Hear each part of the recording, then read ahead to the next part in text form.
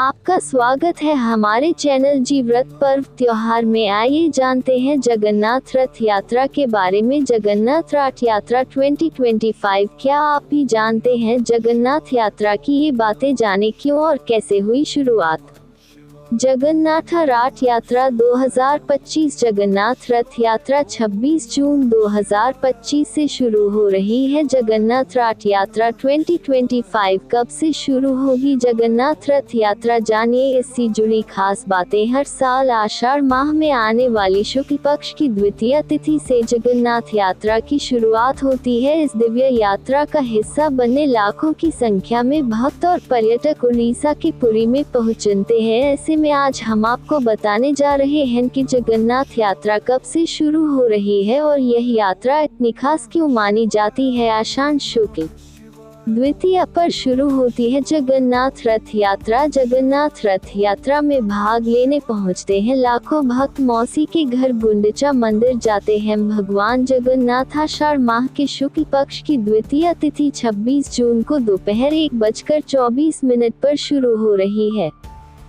वहीं इस तिथि का समापन 27 जून को सुबह 11:19 पर होगा।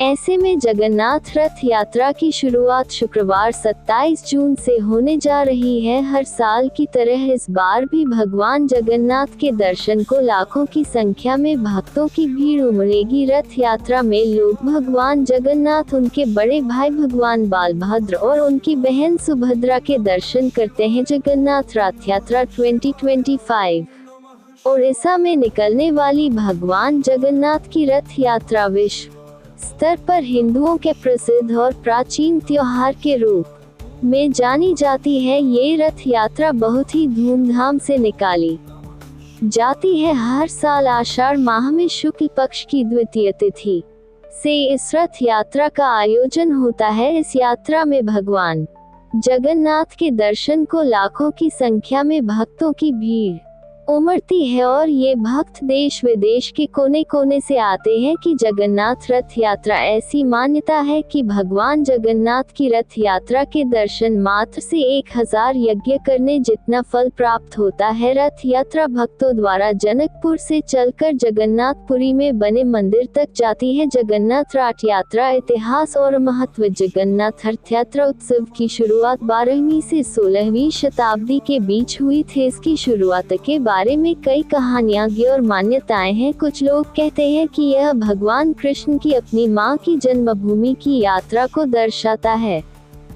दूसरों का मानना है कि इसकी शुरुआत राजा इंद्रद्युम्न से हुई थी, जिन्होंने कथित तौर पर अनुष्ठान शुरू किए थे। भगवान जगन्नाथ की ये रथ यात्रा हर साल आषाढ़ महीने की द्वितीय तिथि पर निकाली जाती है। इस रथ यात्रा के निकलने के पीछे कई मान्यताएं हैं। कहते हैं कि इस दिन भगवान श्री कृष्ण के अवतार के रूप में भगवान जगन्नाथ अपने बड़े भाई बलराम के साथ अपनी बहन सुभद्रा को नगर घुमाने के लिए ले जाते हैं। ऐसा माना जाता है कि इतिहास में भगवान जगन्नाथ की बहन सुभद्रा ने नगर घूमने की इच्छा जाहिर की, जिसके बाद बहन की इच्छा पूरा करने के लिए भगवान जगन्नाथ ने 3 रथ बनवाए और सुभद्रा को नगर घुमाने के लिए रथ यात्रा पर ले गए। सबसे आगे वाला रथ भगवान बलराम का, बीच वाला रथ बहन सुभद्रा के और सबसे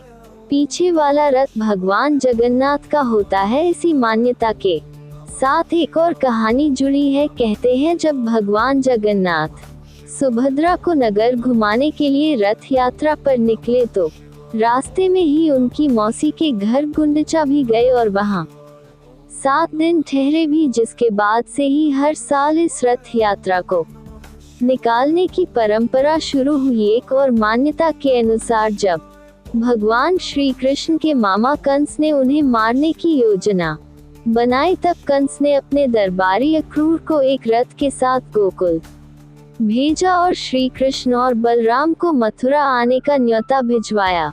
अक्रूर के कहे अनुसार श्री कृष्ण अपने भाई बलराम के साथ रथ पर बैठे और मथुरा के लिए रवाना हो गए। कहते हैं गोकुल वासियों ने इस दिन को रथ यात्रा का प्रस्थान माना। कब और कैसे हुई जगन्नाथ मंदिर की स्थापना? मान्यता के अनुसार जब द्वारिका में भगवान कृष्ण का अंतिम संस्कार किया जा रहा था, तब बलराम बहुत ही दुखी हुए। अपने दुख के चलते बलराम कृष्ण का मृत शरीर लेकर समुद्र में डूबकर मरने के लिए चल दिए। बलराम के पीछे पीछे उनकी बहन सुभद्रा भी उनके पीछे चल दी। ठीक उसी समय भारत के पूर्वी तट पर जगन्नाथपुरी को राजा इंद्रदुम्न को सपना आया कि भगवान का मृत शरीर पुरी के तट पर तैरता हुआ मिलेगा, जिसके बाद वे एक भव्य मंदिर का निर्माण करवाएंगे, जिसमें कृष्ण, बलराम और सुभद्रा की मूर्तियां स्थापित की जाएंगी। राजा इंद्रयन ने सपने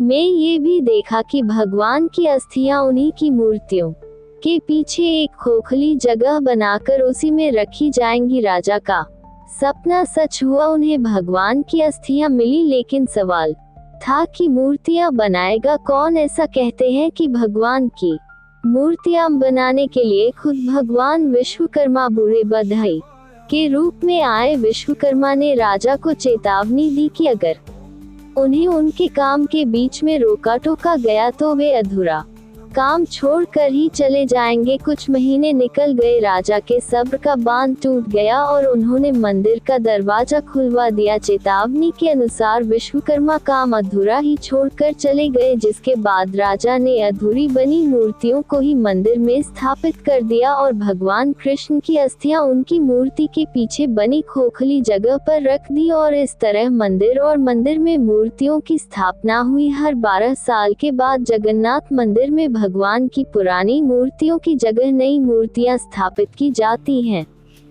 नई मूर्तियां की संरचना भी अधूरी ही होती है। क्यों खास है जगन्नाथ मंदिर? भारत के 4 विभिन्न कोनों में स्थित पवित्र मंदिरों में से जगन्नाथ मंदिर भी एक है। 3 और मंदिर दक्षिण में रामेश्वरम, पश्चिम में द्वारका और हिमालय में बद्रीनाथ है। शायद ही पूरे विश्व में जगन्नाथ मंदिर को छोड़कर ऐसा कोई मंदिर होगा जहां भगवान कृष्ण, बलराम और सुभद्रा तीनों भाई बहन की मूर्तियां एक साथ स्थापित हों।